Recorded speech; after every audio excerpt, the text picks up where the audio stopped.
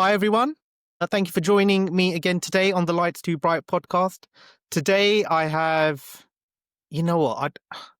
To call him a friend would be an understatement. He's family. He's one of 3 or 4 people who really helped me get through my 3 years of optometry in the US. If it wasn't for this gentleman and 2 of his closest friends who will be joining the pod at some point, I'm not sure if I would have got through the degree, not from a academic perspective, because, I can pass tests. I'm not, that's okay. But yeah, I mean, well, they helped me with that as well, but we won't talk about that because that gets people into trouble. But from like a social aspect, from a support aspect, for taking in someone who was a mature student and new to the country, didn't really know people, and just being friends. And so they are, well, this this person is the first person of that group that I've found time to talk to. It's the first time I've gone to a US optometrist. And so I'm really honored and I'm really thankful to my good friend, my brother, Mr. Rambod Esfandiari. Hello, buddy. You all right, What's bro? going on, my friend? Thank you so much for Thank you. having me on, brother. Everything is exactly the same, my friend. You are a brother from another mother, from across the pond. It's an honor to connect. Even when we have an ocean in between us, it feels like you're right next door, and it's never changed after 20 some years. It's just like the good old days. So yes, I'm It honored is to be on your amazing, right? podcast. 20 years. 20 years. And I think we both look the same. We're just a bit grayer, right? That's it. I mean, I never really had the hair to begin with, which is a good thing, so I can't get really old. But yeah, this is getting a little bit grayer, which is fine. It's a little bit of wisdom added in there. But no, it's great to see your face. It's great to talk to you, and it feels like literally like the good old days of studying in the coffee shops, and nothing's changed, which is great. This is a true definition of family and friendship, and I'm honored to be on your podcast. So thank you for having me on. And who would have ever guessed I'd be the first one from all the slackers? So I'm honored. Because it involves talking. Because it involves talking. That's why I knew you'd be a good first person to have on. And Appreciate that. the others will get jealous. The others will get jealous and they'll be like, "What? Wait, what?" That's fine. When this is not about them. There you go. This is about you and your journey. Because so far with the pod, I've invited colleagues, friends who I felt have had good journeys. They've not been straightforward. And I think your journey has the potential, not has the potential, is inspirational, and it'll help give people direction if they're not sure where they are within the profession and what they want to do. So obviously I know what you do, bro. And so for those who don't know you, what do you do? What is your current role within optometry, within the industry? Well, obviously, yeah. I mean, we're all at the end of it, at the heart of it, we're all optometrists, eye doctors.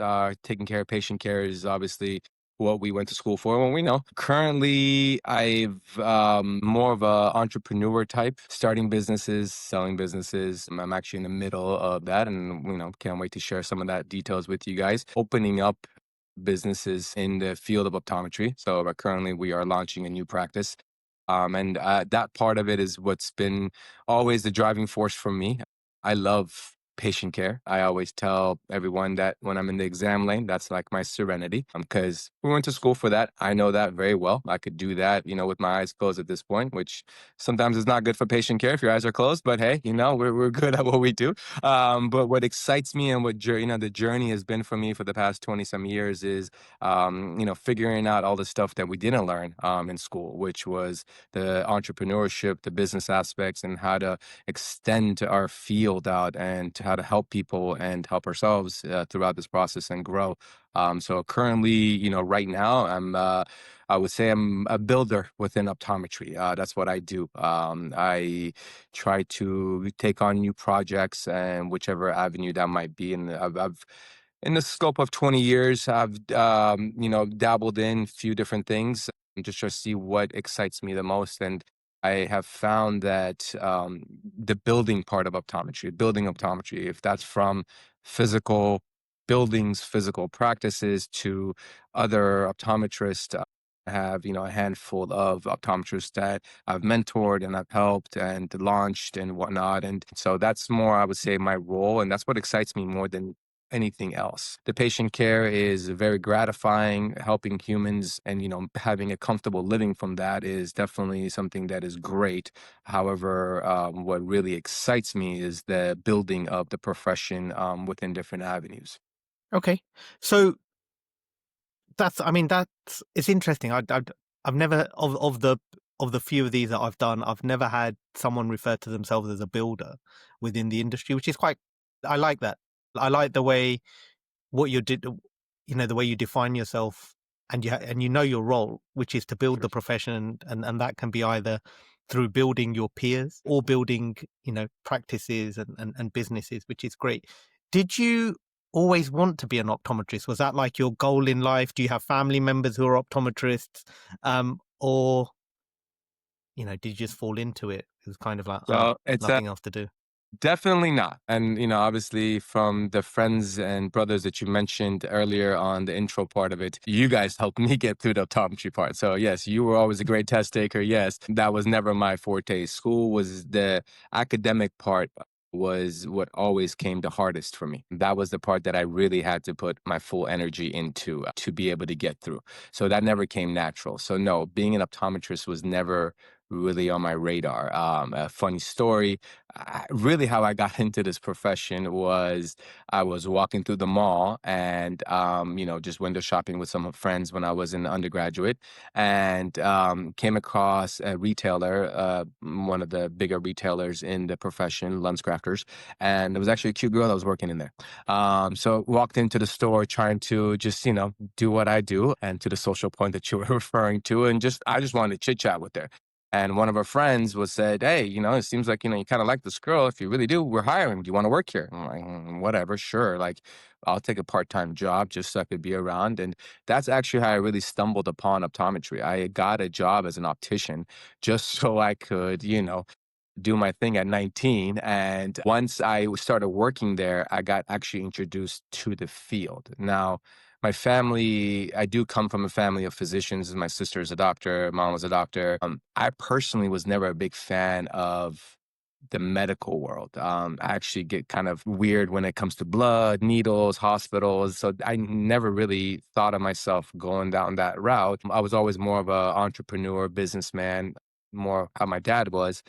So I never really thought about, when I was going through school, gearing my education towards medical or medicine or anything within that field. I was a math major in undergraduate, I loved physics. I was great with numbers. I had my first business at 16. So that always excited me.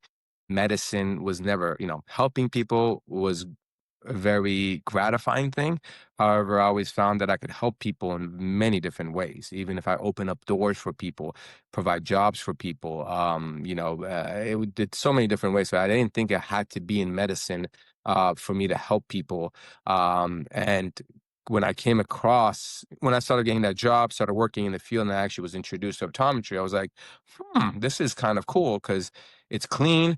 I don't have to deal with blood. I don't have to do any of that stuff. I know some of our colleagues do, but I didn't really have to. And there was the entrepreneurship and the business part of it that was connected to it as well. And that's what really drove me. And I actually got the job. Never got the girl, but got the job. I actually, after the first semester of working there, I actually went back to school and I changed my major because I was like, okay, I need all these bio classes to get into optometry school. I'm like, well, I'm not going to take all these math classes and be double majored. Again, the academic never really came easy to me. So that's how I kind of stumbled upon optometry. It was never one of those like, that's my dream. It was never on my, vision board with eyeballs of this is what I want to do. However, I did love business and I did love helping people. And, 25 years later, I still can't picture myself. I still haven't found anything else that I've come across that allows me to combine the two. And, COVID was a very good pause in that where I was like, okay, God forbid, if I can't do this anymore, what would I do in my life? And obviously, I could always survive. I knew that much, but I really do enjoy the aspect of being able to provide the care and the business part of it and combining those two. That's how I actually stumbled upon optometry. You know what? I think, and we did a bit of off air talking, and then I had to tell you to stop because all the good stuff you were wasting just on me, and we weren't gonna. I would end up forgetting about it in the pod. But you make such a good point, which I don't think, and I've not been involved in schools here or in the US for a long time, but the point you make is that optometry. If let's just talk about practitioners, okay? I'm not even talking about professional services, that kind of stuff. Mhm. Schools don't really promote that, you know, this is also a profession that can give you a great opportunity to be in business because we are that medical field, allied medical field, depending on which country you're in, Mhm. where we do straddle elements of having to have retail knowledge, particularly if you're in a setting that does a lot of spectacle sales and contact lenses and things like that, as well as the medical element of it. Doctors mainly medical, and then they have to worry about insurance, right? Right. In the US, and Mhm. and in the UK, they don't have to worry about, right. Well, actually, do I have to sell a product also? Sure. Whereas we do that, and I don't think optometry schools really market that well enough. And as to a point you made earlier, that when we were at school, they don't teach you the business side of stuff.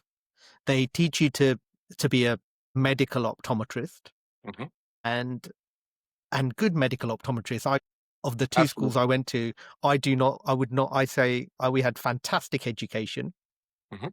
but the element that they don't really concentrate on is the business side of stuff. And I would say a lot more optometrists, particularly in the UK, end up needing that business knowledge because they don't necessarily end up in very, very purely medical optometry, right? Where all they're worrying about is weird and wonderful eye diseases and how to Sure. code it to get the remuneration. But that's fantastic. I mean, the story about the girl, doesn't surprise me. But it is new to me. I didn't know that. That's That that's is that's the it's quite actual funny. honest. Yeah, that's the real. That's how I actually got into the introduction to optometry. And Yeah. I think all the schools, at least in the U.S., concentrate on 20% of what is the big scope of our profession, and that 20% is 95% of the most important things, right? Which is the disease, which is the patient care, which is all that, which I think is hands down the foundation and is needed because you cannot have any of the other aspects of it, from the business to any other avenues that there are presented in optometry, if you can't be good at what you do. You're not a good optometrist, you're not a good physician. And so I see the reasoning behind why we spent 4 years in just concentrating on the foundation of it. For example, when I interview doctors and when I, bring on team members and whatnot, I actually always tell them, I'll never ask you an optometry question.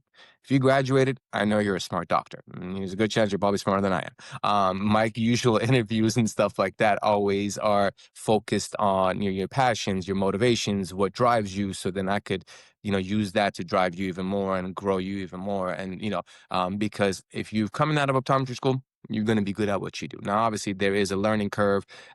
Some jump on that curve different places when they come out. I was at the bottom of that curve when I came out of it, and we get to the top. Some people like yourself are at the top parts of that, and you just keep growing. But we're all on that curve, so we're all great at what we do. When it comes to the optometry point, I do wish.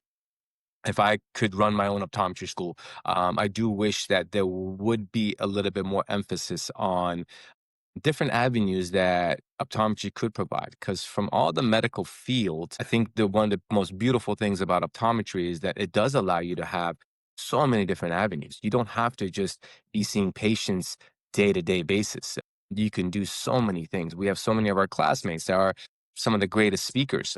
We have so many of our classmates that are in the pharmaceutical aspects of it, in the medical device aspects of it.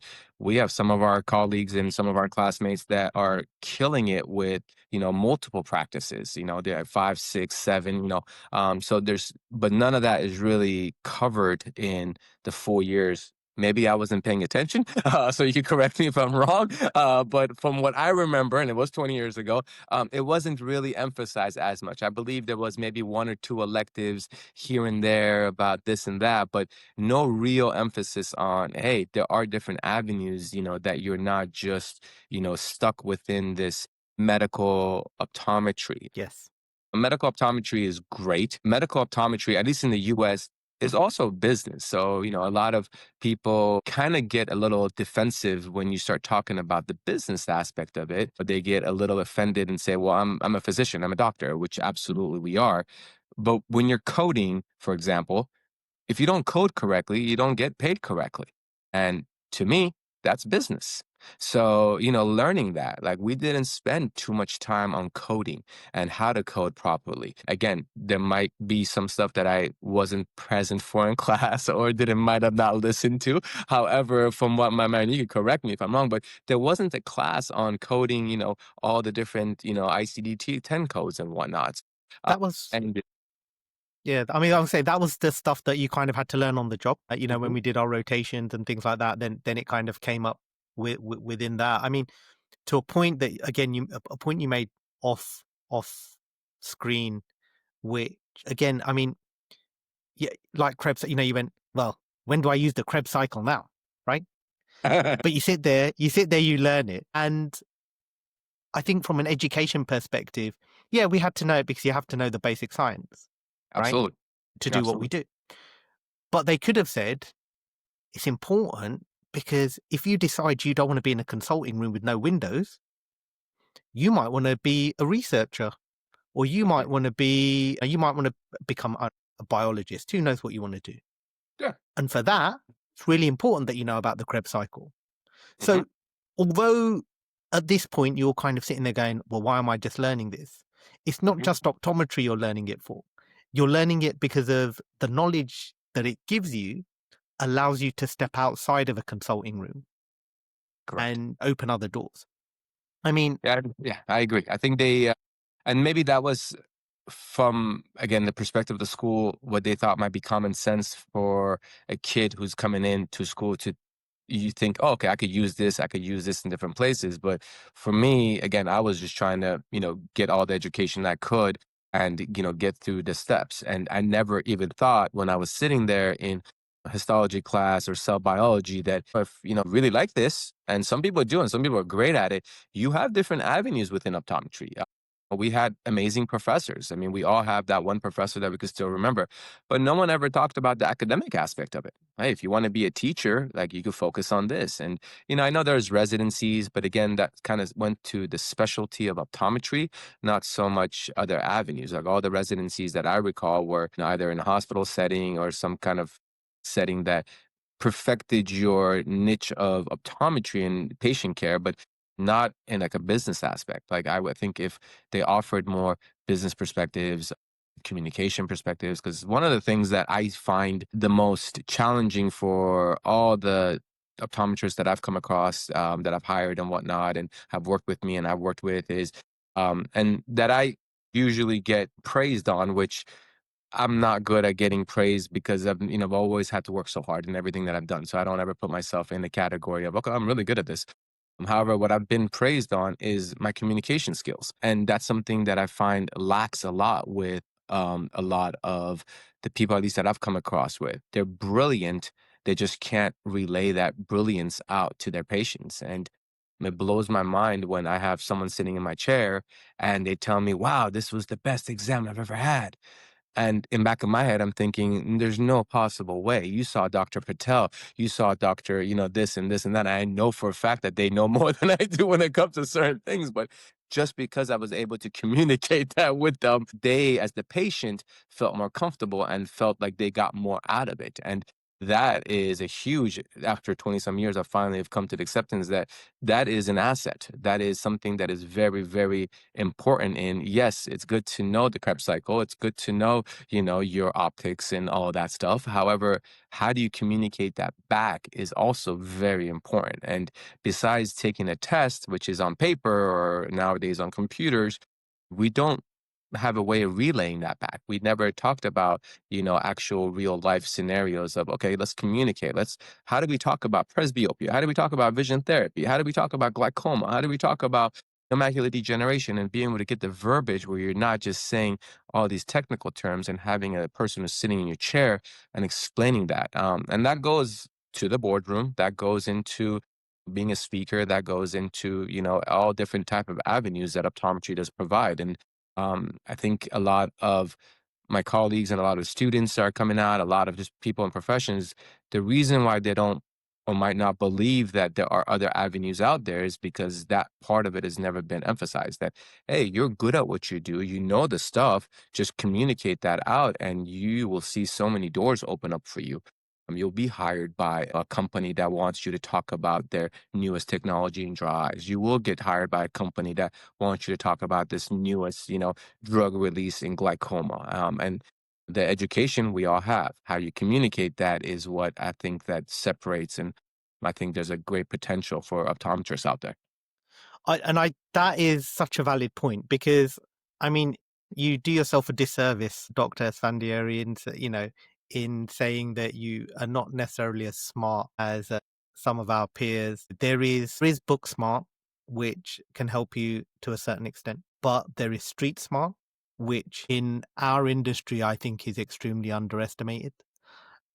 Your point about being able to communicate with patients and making things that are really quite complicated and potentially life changing, making them relatable and understandable is huge.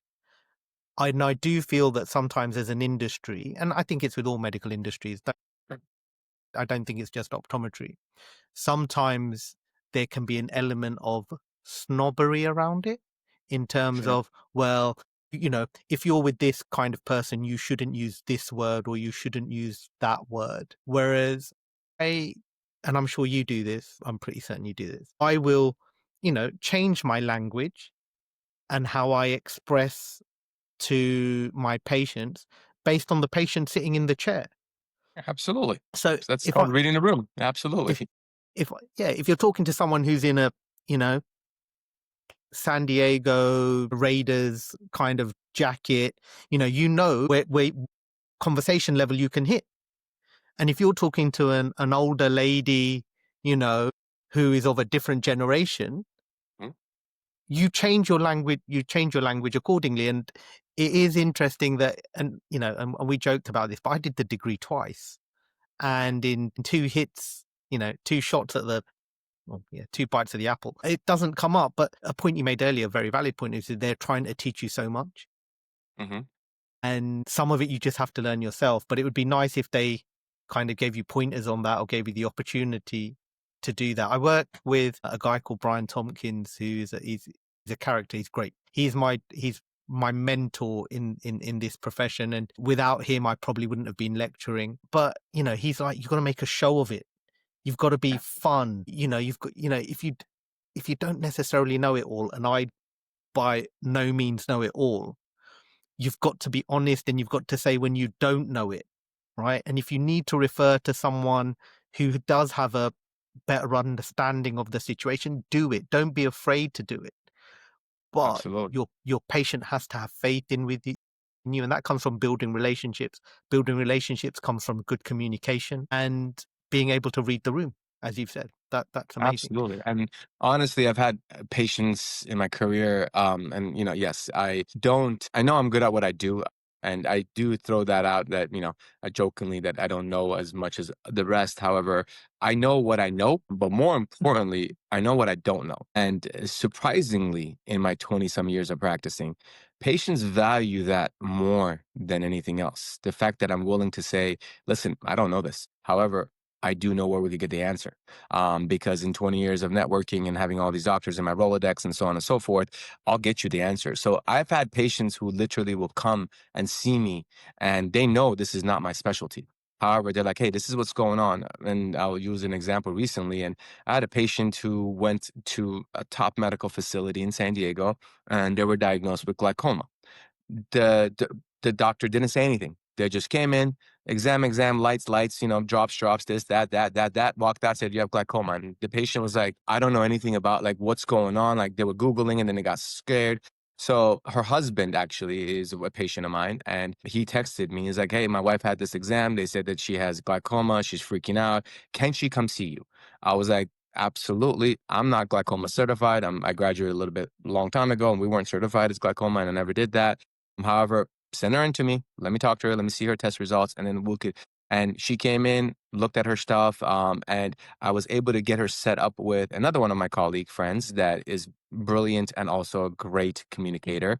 And she was able to go see him and get what she needed, which was the information in a manner that she could understand and grasp and know, like time frame, range, severity, and how important. And they were so thankful. They sent me a card and whatnot saying, we're so thankful for you for everything you did. You're an amazing doctor. And I'm like, well, I didn't really do anything. However, I just set you up in the right place. But the value in that, I think, is what I bring to my patients, is that they're able, and I jokingly sometimes say I'm part-time, optometrist, part-time therapist.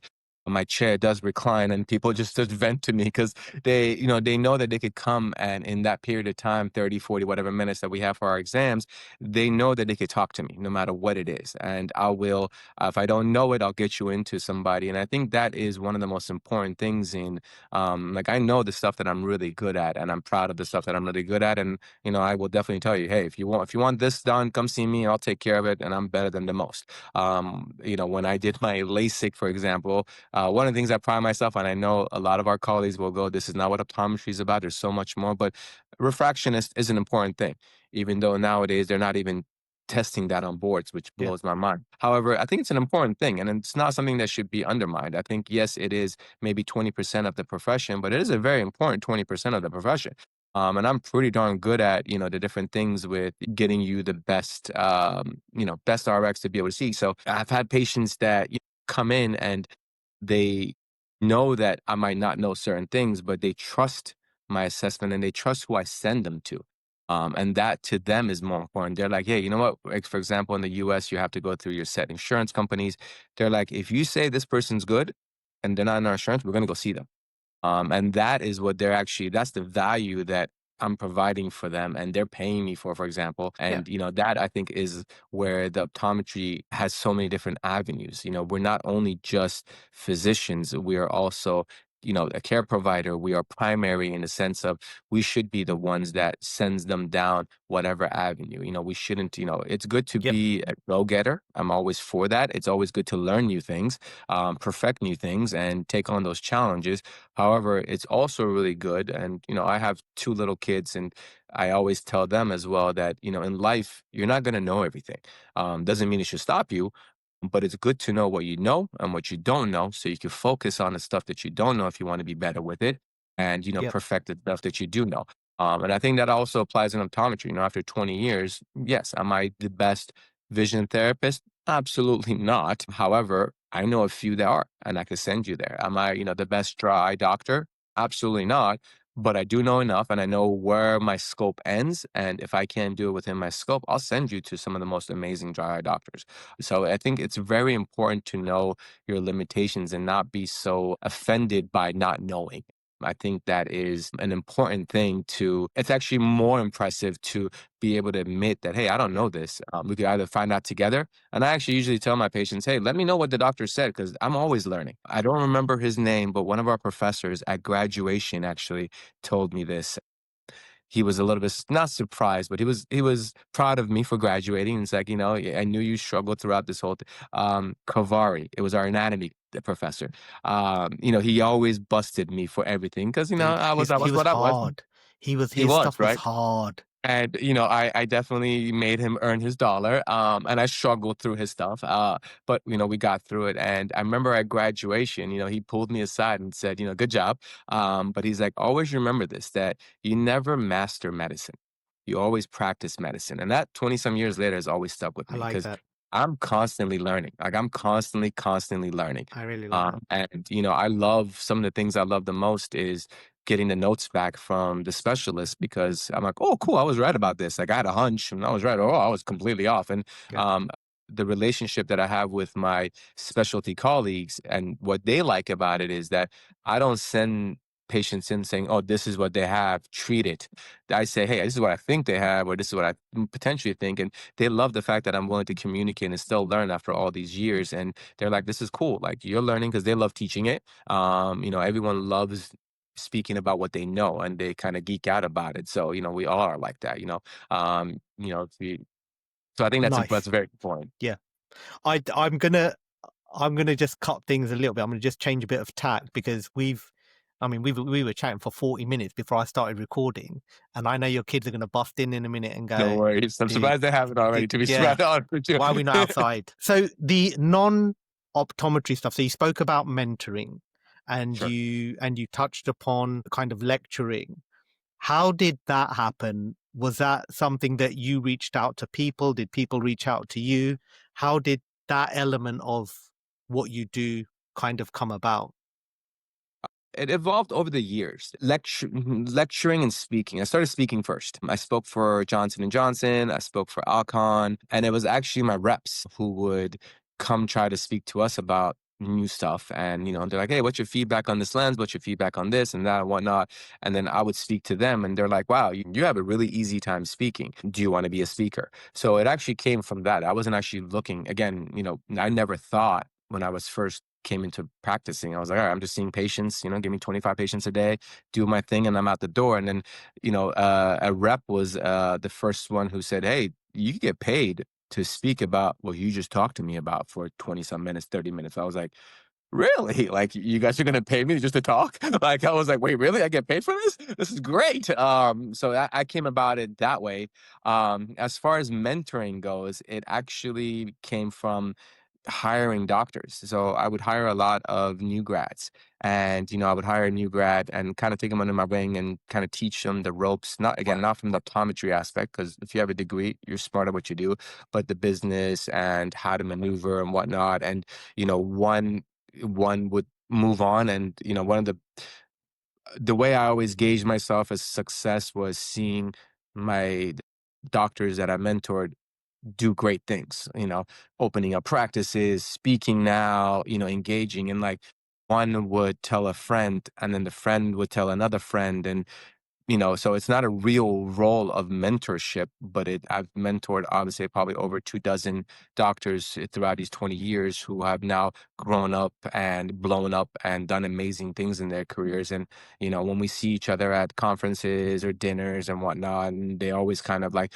oh yeah, Dr. E is the one that got us started. Dr. E is the one that helped us out. Dr. E is the, and it came about like, wow, like I'm actually really making an impact I never thought about it. It was just for me, like, hey, this is the way I do it. This is the way I think it works. Try it out, see how it is. So I never went in with the mentality of mentorship. It was just something that kind of stumbled upon seeing the effects on people and the gratitude that they had for what I was giving out. And now it's kind of grown to, when new doctors do come out, and they graduate, a lot of them reach out to me immediately. Like, hey, we're not licensed yet. Can we come and just shadow you? Hey, we're not licensed yet. Can we just come hang out with you? And I love it. I think I get a joy, same way I get a joy when I teach my kids how to throw a baseball or how to make a jump shot or whatnot. Seeing the new graduates and the new doctors and helping them out, and I don't ever take it as competition. One thing that unfortunately in our profession, people compete with each other, and there's plenty of eyeballs to go around. That's the way I always looked at it. I never have competed with anybody. If I'm good at what I do, people will come see me. That's all that matters. So I don't need to ever compete with anybody else or hold any secrets in. No, if I'm doing something that works, I will share with you. Because I hope that others will do the same. Not to say it always happens, but it is what it is. But I think that's the best way to grow the profession. And we started this conversation with the growth of the profession, the building aspect of it, and that's part of the building. The building is not just physical building a practice or building a patient clientele, but is building each other and how to be better in what we do. Because if we could all kill it, then this profession will, one, never die. And two, it will just get more and more respect. I think as a whole, optometry has never done a good job in marketing itself and the importance of what we provide for people. Dentistry has 2 times a year, come and get your cleanings. Like that's engraved in people's brains, right? I use an example of like using re-wetting drops, for example. And most patients are like, oh, how often do I got to use this for? And I always use the analogy of, have you ever once told your dentist, how long do I have to use toothpaste for? No. Why? Because it's been engraved in our, and they've done Yeah. a great job with that. Yep. Same thing with primary care. Get your physicals, get your wellness checks. Same thing with the chiropractor, get your adjustments. All professions have done a very good job with educating and marketing themselves as the importance what they have that they provide in the real world. And that's one thing that I think our profession, I'm striving to do. And that's what I meant by I building it. think, I'm trying to build yeah. that. I think, and this goes to your point earlier, our profession is within the medical field relatively new in terms of what we're doing. And we were very good as a profession, and in the UK, still very good at being refractionists, which is where we started. And Sure. that is our history, and that is good. But we haven't educated the public well enough on the fact that we can now do beyond refractions. And to go to your point that you made earlier about being a good refractionist, I see that. You see some people who are so medical now, they're like, well, I don't do refractions. And they almost kind of look down their nose at people who sell spectacles.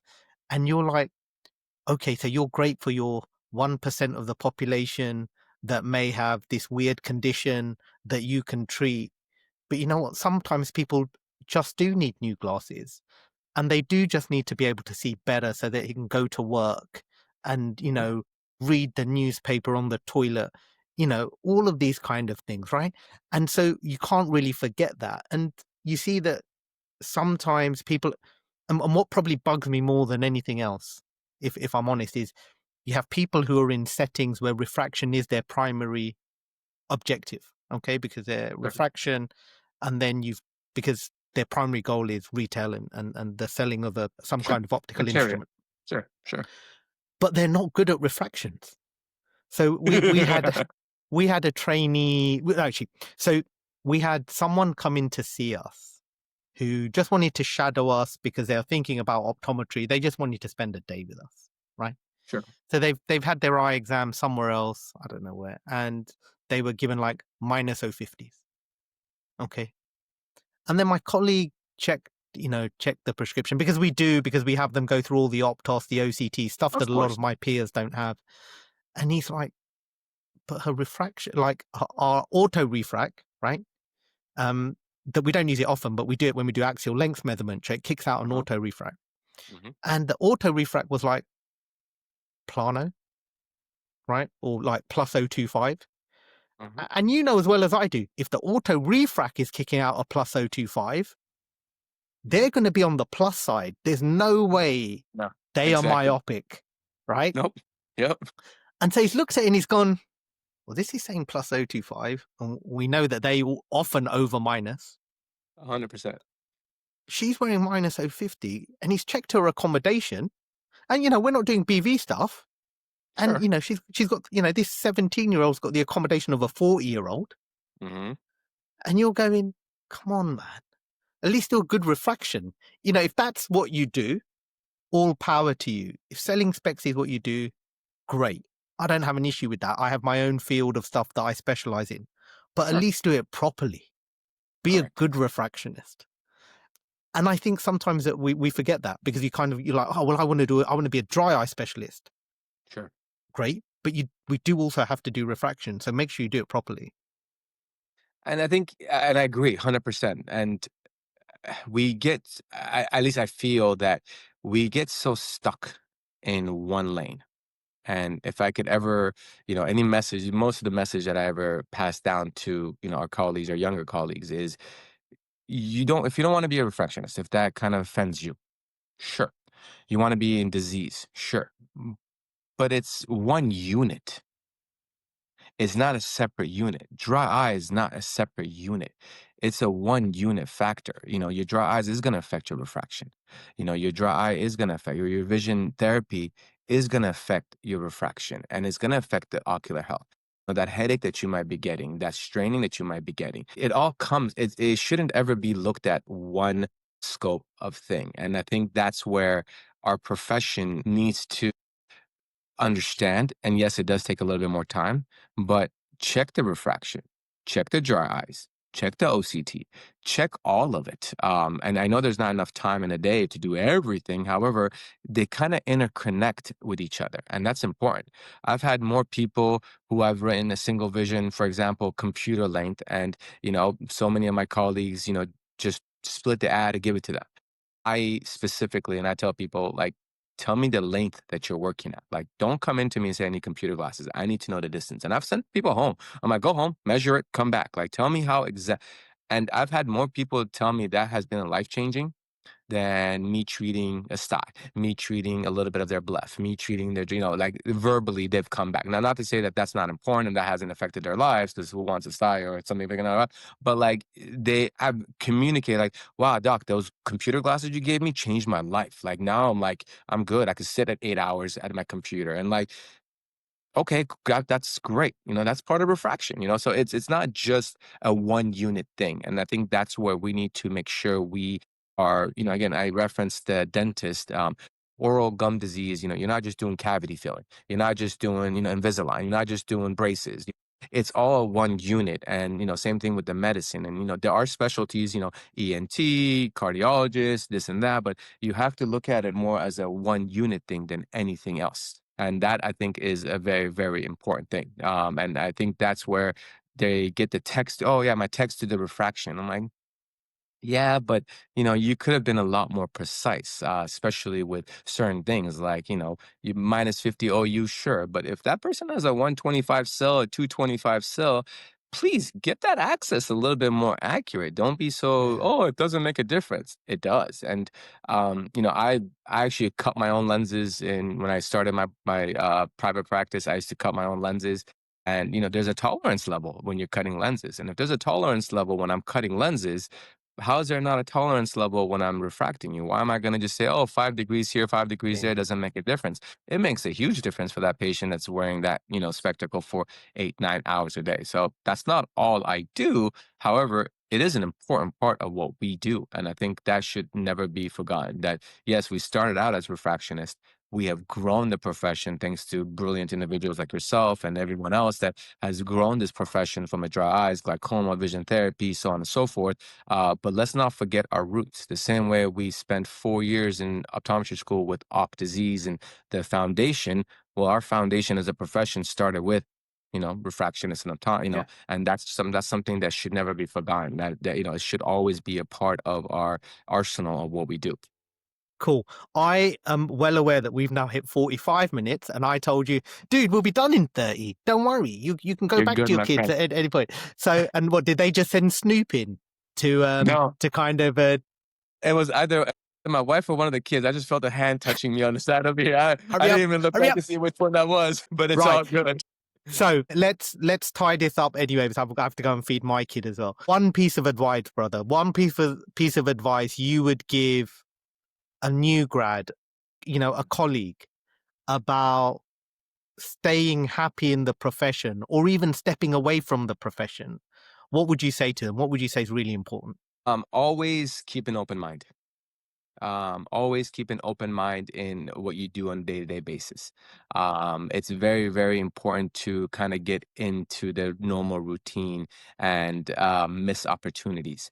Opportunities are not going to come looking for you. You kind of have to go looking for opportunities. So just talking to your patients, talking to your reps, talking to your colleagues, talking to the specialists. There's a lot of opportunity that we have.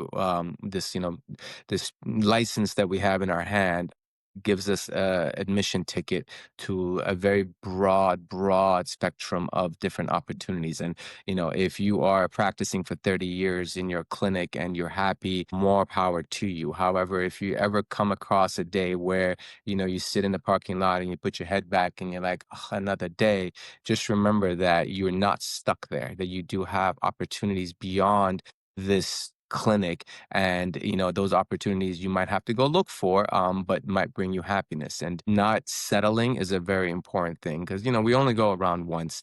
The profession's great, the compensation is fantastic. However, none of that stuff will ever take over happiness. And if you're miserable, your patients will see that. Your quality of work will see that.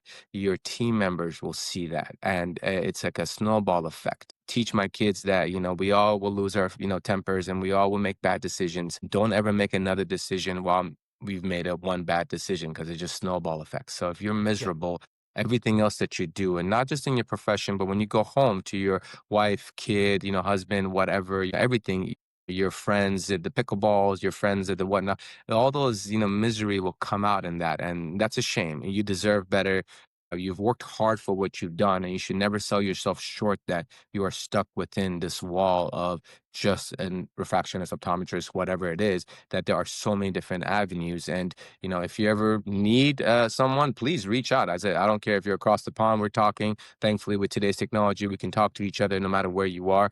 And reach out to other colleagues, reach out to other people, and see what other avenues there are out there. And just always keep an open mind that you're not stuck in this profession of optometry. Better said, optometry is not a small box. Optometry, is just a door that you open to so many different things that can be presented, and I like that that. is what I would probably pass on to anyone, for that matter. Even if you've been practicing for 30 years and now you're miserable, like, hey, step back and reset and go see what else is out there. Because there is a lot of stuff out there that you could, take advantage of with your degree and your knowledge. And we're knowledgeable, and, and it might not even be in the profession of eyes. You'd be surprised how many people will take our degree and will give you a job doing other stuff. So, we are that's an admission ticket that we have, and, go on all the rides.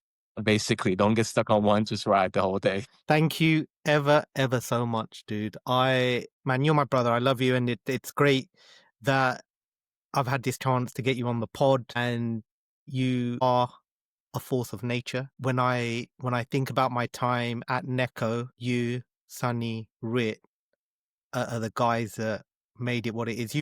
We will go through life and we will meet many people and we will have many good friends, right? But great friends who get you through things, you are there. And I really appreciate you taking the time. Great knowledge, great sharing. And hopefully, fingers crossed, let's try and do something. Let's meet up. Maybe if we can't all meet up, then let's just do little ones. We'll meet one person, meet another person. I love that, And man. I just want to thank you again. Love to the family. I'm going to let you go. I'm going to let you I enjoy love you, your brother. Sunday. Appreciate you. Love you, man. I'm proud of you. Keep it up. You're doing a great job. And yeah, man, let's not this be the last one. I would love to jump on if you and your audience enjoy this. I enjoyed it. So, and I'm always down to communicate. Just good to see your face. It's always just good to see that face and that smile. So keep smiling, keep that thing shining. And yeah, man, it was great catching up with you. And yeah, definitely let me know. Yeah, next time we can get on. Say hi, buddy. That's the next prodigy right there. Love you, man.